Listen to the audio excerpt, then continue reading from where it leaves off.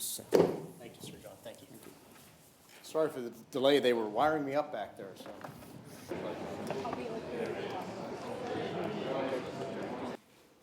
As we look out across the global security environment today, we see a landscape that continues to grow in complexity. It is increasingly clear that Russia and China want to disrupt the international order by gaining a veto over other nations' economic, diplomatic, and security decisions. And as was the case 45 years ago, we cannot stand idly by while authoritarian nations attempt to reshape the global security environment to their favor at the expense of others.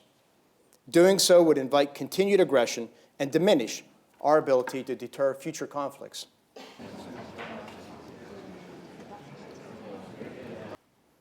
While Russia lacks the capacity to compete with NATO in conventional terms on a broad regional scale, the threat of a Russian incursion against a neighboring state is one we take very seriously. To put it simply, Russia's foreign policy continues to disregard international norms. This is why the United States, in consultation with our NATO allies, is expanding our presence in Poland and continuing our close collaboration with the Baltic states. The NATO alliance remains vigilant and continues to adapt to improve unit readiness, to build a more credible deterrence, and to fight and win if necessary.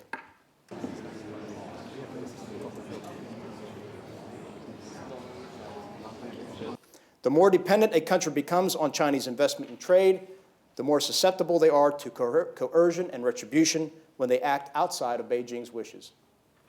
The political and economic leverage China is gaining by carrying out this strategy has begun eroding the sovereignty of many nations. Ultimately, this influence trickles down to the security arena and leads countries to make suboptimal defense decisions for fear of upsetting the Chinese Communist Party and being punished through economic measures or political backlash. Additionally, China's technology theft for military gain is staggering. Mr. Secretary, and we really will get to a better burden sharing. The United States is committed to NATO. We've said that. The President has said that. And, but that means that NATO must be ready. We must live up to the expectations. So while we may be committed to Article 5, everybody else needs to be committed to Article 3. There is an article that says you have to live up to your commitments and provide capabilities. And when only 8 of 29 countries are presently meeting 2%, and by the way, to me, 2% should not be the goal. That should be the floor. I mean, our defense budget should reflect the challenges and threats we face. And I would argue the challenges and threats we face are much greater than 2%. So, I mean, the United States is well over 3% at this point.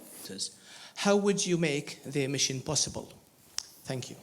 You know, Iran is supporting the Houthi rebels in Yemen, and the Houthis every day are shooting missiles north into Saudi Arabia and the UAE, et cetera, causing a lot of, destruction and turbulence. They are, funding militias throughout Iraq and into Syria, and of course all the way across into Lebanon. And so, and then we can go broader than that too. So I think the fundamental challenge for the region is Iran, and Iran not behaving like a normal country, if you will, not abiding by the rules of international law or norms of behavior. So.